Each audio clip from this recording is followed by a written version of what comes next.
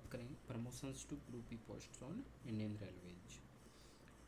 इसमें दोस्तों लेटेस्ट जो न्यूज़ है वो अपना पिछले कुछ सालों से रेलवे बोर्ड में इसमें मल्टीपल चॉइस ऑब्जेक्टिव क्वेश्चंस जो है वो एग्जामिनेशंस में इंट्रोड्यूस किया है, जो सीबीटी मोड पे होता है। और अभी लेटेस्ट जो कुछ घटनाएं जो पेपर लीक की हुई है उसके बाद अभी आरआरबी अजमेर को इसका जिम्मेदारी सौंप दिया गया है कि अभी आरआरबी अजमेर ऑनलाइन मोड में ये एग्ज़ाम कंडक्ट करवाएगा। ओके, अब promotion to group B post जो है वो रेलवे में दो टाइप से होता है। ओके, बोर्ड्स जो है board has prescribed syllabus for the written examination held as part of 30% LDC for the promotion of group B posts in all organized services. Beside this, syllabus for 70% selection for promotion to group B posts of APO is also be prescribed by board. Now in this context of introduction of centralized CPT for 70% selections and 30% LDC for promotion to group B posts. अभी यहाँ पे कई दोस्तों को confusion होता होगा 70% selections क्या होता है और 30% एलडीसी प्रमोशन क्या होता है। तो आज मैं इसी के ऊपर थोड़ी बातचीत कर लेता हूँ कि दोनों का जो एग्ज़ाम स्कीम है उसमें कुछ डिफरेंसेस होते हैं जो इनके अंदर मैं बता देता हूँ आपको थोड़ा आगे चल के। पहले मैं बात कर लेता हूँ इनका सिलेबस। चलो, मैं सिलेबस जो है बिल्कुल सेम होता है इनका, सिलेबस में कोई डिफरेंस नहीं होता है, थोड़ा एग्जामिनेशन स्कीम में डिफरेंस होता है खाली। तो ये जो फर्स्ट अपना एग्जामिनेशन स्कीम है ये अपना 70% जो सिलेक्शन होता है उसके लिए है। ओके, फर्स्ट ऑफ ऑल मैं आपको बता दूं कि जो 70% सिलेक्शन होता है ये 100 मार्क्स का होता है और इसमें डिस्ट्रीब्यूशन जो मार्क्स है वो इस टाइप से रहेगा।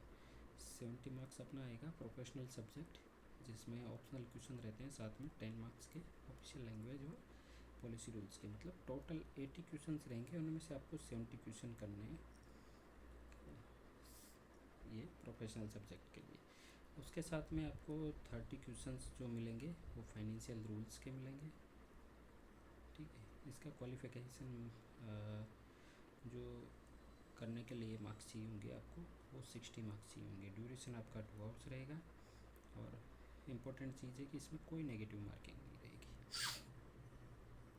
Okay, there shall be no negative marking in written examination held as part of selections 70% में where the final panels are made on seniority basis. Okay, ये सीनियरिटी बेसिस क्या चीज़ है कि जो भी क्वालिफाइंग मार्क्स लेके आएगा इसमें वो पैनल बनेगा सीनियरिटी बेसिस पे। 60 से अबाउ जो भी बंदे होंगे इसमें सेलेक्ट होंगे और जो सीनियर मोस्ट होगा उसको प्रायोरिटी दी जाएगी।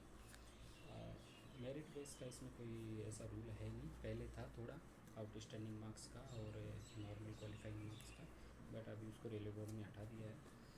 तो बेसिकली इसमें क्या सीनियरिटी कम क्वालिफाइंग मार्क्स एक तरीके से आप मान सकते हो।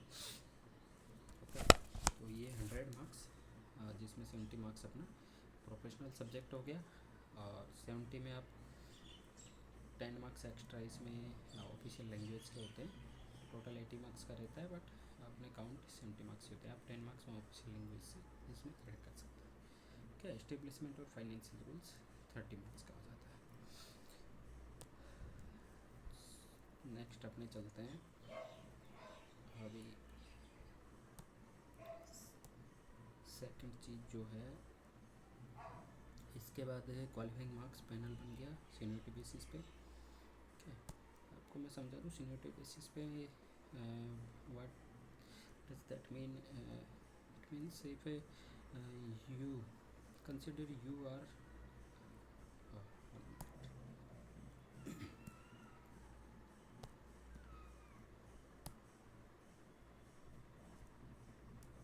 consider you are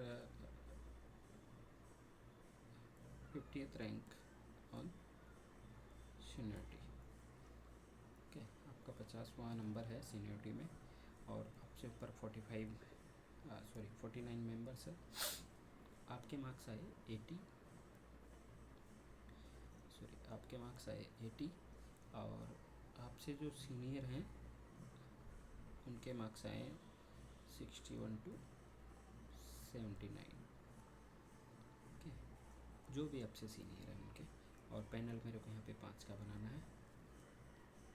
तो मैं कैसे कैलकुलेट इसको करूँगा, मैं 61 मार्क्स पे जो बंदा रहेगा और 79 मार्क्स पे जो बंदा रहेगा और 80 आपके मान लो मैक्सिमम 80 है यहाँ पे जो आपके ये जो क्वालिफाइड मेंबर्स है 60 to 80 मैक्सिमम मार्क्स किसके दिया है, इनमें मैं सबसे सीनियर देखूँगा, सीनियर मोस्ट को लेंगे, चाहे उसके मार्क्स 60 हो और 80 हो, उसको अपने पैनल में एक नंबर पे रखा जाएगा। सेकंड नंबर पे second senior most, third senior most, इस टाइप से रखा जाएगा। No matter how many marks they got, they just need to qualify the examinations. इसके बाद अपना क्वालिफिकेशन के बाद इसमें जो आगे की प्रोसेस है उसके लिए अपने को जो मार्क्स है इसमें रिकॉर्ड ऑफ सर्विस और वाइवा वॉइस दो चीज़ होती है। इसको और पैनल बनाने के लिए आगे यूज किए जाते हैं। 25 मार्क्स जो मैक्सिमम होते हैं इनमें हो, टोटल क्वालिफाइंग मार्क्स यहाँ पे भी चाहिए होंगे 30, जिसमें रिकॉर्ड ऑफ सर्विस में मिनिमम 15 मार्क्स आपके होने ही चाहिए। इट मीन्स 15 मार्क्स, तो आपके रिकॉर्ड ऑफ सर्विस देखी जाएगी 5 साल का आपका APR है उसको देखा जाएगा। I mean at least it should be good, your APR at least 3 marks should be good. Very good gives 4 marks, good gives 3 marks and outstanding gives 5 marks record of service. फिर वाइवा वॉइस 25, जिसमें personality आपका academic technical qualification candidates का है उसको थोड़ा जांचा जाता है। ये अपन ने 70% जो सिलेक्शन है इसका एग्जामिनेशन का थोड़ा स्कीम देखा। सेकंड थिंग आती है स्कीम ऑफ एग्जामिनेशन इन 70% अपन ने देख लिया। अभी 30% में किस टाइप से होता है, इसमें भी जो 100% objective type multiple choice questions होते हैं, बट अपना जो पेपर होता है जो मेरिट बेस्ड पे होता है 30% जो LDC होता है ये 150 मार्क्स का होता है। First of all LDC selection 70% होता है 100 मार्क्स का और LDC 30% होता है 150 मार्क्स का। इसमें जो टेक्निकल सब्जेक्ट है ये 80 मार्क्स का रहता है। टोटल क्वेश्चन 85 रहते हैं जिसमें 5 ऑप्शनल क्वेश्चन है। GK और थोड़ा ऑफिशियल लैंग्वेज और पॉलिसीज़ में एक अलग सेक्शन बना के आपको 40 मार्क्स दिए जाते हैं। 55 मार्क्स का पेपर होता है जिसमें 10 optional question on official language and policy rules पर वो रहते हैं, वहाँ से उनको आप चूज कर सकते हो।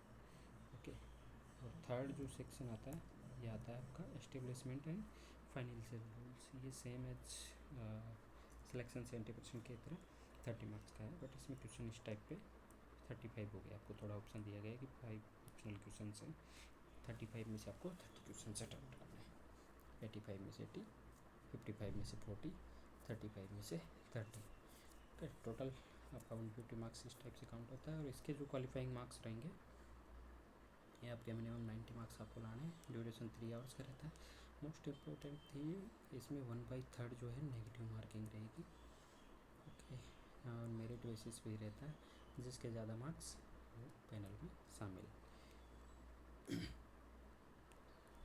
1 मिनट, पैनल में शामिल हो जाता है। There is no need to be senior most for this. Okay, second thing इसमें सेम वही जो भी वहाँ से क्वालिफाई होते हैं उसके बाद इनको वाइवा वॉइस और रिकॉर्ड ऑफ सर्विस के अकॉर्डिंग 30 मार्क्स मिनिमम ला के क्वालिफाई होना पड़ता है। ये सबका सिलेबस और अदर इंस्ट्रक्शंस और रेलवे बोर्ड के स्लेटर के अकॉर्डिंग है। नॉर्मली अपने सिलेबस का पोर्शन है मैं अपलोड कर दूंगा, बट जनरली अपना एस्टेब्लिशमेंट और फाइनेंशियल का सिलेबस एक बार देख लेते हैं जो हर एग्ज़ाम में कॉमन है। ओके, सॉरी, हर पोस्ट के लिए कॉमन है। ये आपका रहेगा except APO and they have their professional subject in syllabus for establishing rule organisation personnel department का, उनका रेलवे में objective functions policies of personnel department, recruitment training ETC, general conditions of service, manpower planning और railway servants आपके जो DAR rules हैं वो, और conduct rules, DAR rules 1968, conduct rule 1966, retirement benefits related और स्टाफ वेलफेयर, सारा industrial relation जिसमें industrial dispute act, industrial relation code, unions act ETC और factories act, workmen's compensation act ETC और scope of information technology in railway GOP HRMS जो आज HRMS सभी use कर रहे हैं, IPAS, ERP, NCP, grams, Anubhav ETC। और फाइनेंशियल रूल्स की बात की जाए तो फाइनेंशियल रूल्स में पार्लियामेंट्री कंट्रोल और रेलवे फाइनेंस, बजट कैसे एलोकेट होता है रेलवे को, रूल्स ऑफ एलोकेशंस आ गए, वर्क्स प्रोग्राम, फाइनेंशियल कंट्रोल और store expenditure, financial cost control in railway workshops and units, procedure of processing finalising audit objection and draft paras, delegation of power, losses, frauds, general financial rules, E market, classification of railway revenue, earnings किस type की होती है, organisation of CG and CAG ETC, ये सारे financial GST west income financial rules के बारे में बात होती है। ये सिलेबस जो होता है हर एक एग्ज़ाम के लिए कॉमन होता है। अपना एस्टेब्लिशमेंट एंड फाइनेंशियल ये 35 मार्क्स का 40 मार्क्स से जो है वो अपना इसमें 55 क्वेश्चन रहते हैं उसमें, 35 मार्क्स 30 मार्क्स का पेपर है, दोनों में 30 मार्क्स का इसका वेटेज रहता है। LDC 30% ले लो या सिलेक्शन 70% ले लो। सिलेक्शन में 30 क्वेश्चन आते हैं इसके, और LDC 30% में 35 में से 30 क्वेश्चन आपको करने होते हैं, ये पूरे दोनों चैप्टर मिला के। ओके, इसके नीचे अपन चलते हैं थोड़ा APU के लिए जो प्रोफेशनल सब्जेक्ट है वो इस टाइप से उसका पूरा आएगा। आप देख सकते हो इसमें क्या क्या है। बोर्ड का लेटर है जो अपनी थोड़ी देर पहले अपने बात की थी, फाइनेंशियल रूल्स का सिलेबस वगैरह, फाइनेंशियल एडवाइज़र के लिए किस टाइप का प्रोफेशनल सब्जेक्ट है वही सब में आ गया। ADMM के लिए ये सब में आ गया, और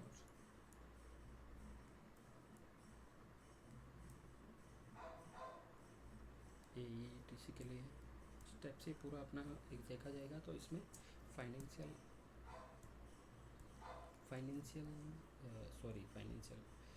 establishment, financial rules plus policy, जो लैंग्वेज पॉलिसी है उसके रूल्स, उसके साथ में जो प्रोफेशनल सब्जेक्ट है उसका सिलेबस अपने इसमें दिया हुआ है हर एक डिपार्टमेंट के लिए डिफरेंट। इसका PDF मैं वीडियो के साथ अटैच कर दूँगा, आप डिस्क्रिप्शन बॉक्स में जाके वहाँ से डाउनलोड कर सकते हो। ये सिलेबस जो है कॉमन रहता है, इसमें कोई चेंज नहीं होते हैं। कोई रिलेवेंट चीज़ या रिलेवेंट के कुछ न्यू लेटर्स आते हैं उसके अकॉर्डिंग अपडेट हो सकता है, वो आपको खुद को अपडेट रखना है। बाकी ये सिलेबस जो है हर चीज़ के लिए रेलवे बोर्ड के लेटर के अनुसार इसमें फिक्स है हर डिपार्टमेंट के एग्ज़ाम के लिए। आप देख सकते हो AE का हो गया, अगर नीचे चलोगे तो यहाँ पे AOM एंड ACM इसके लिए हो गया, जिसमें A और B दो पोर्शन होता है, ट्रैफिक ट्रांसपोर्टेशन का पार्ट और कमर्शियल, इसके लिए दोनों आपको पढ़ने पड़ते हैं।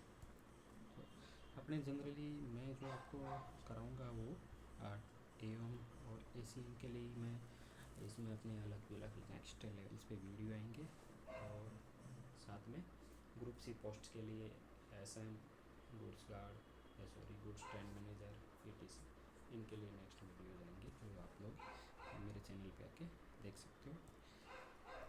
सो प्लीज़ बी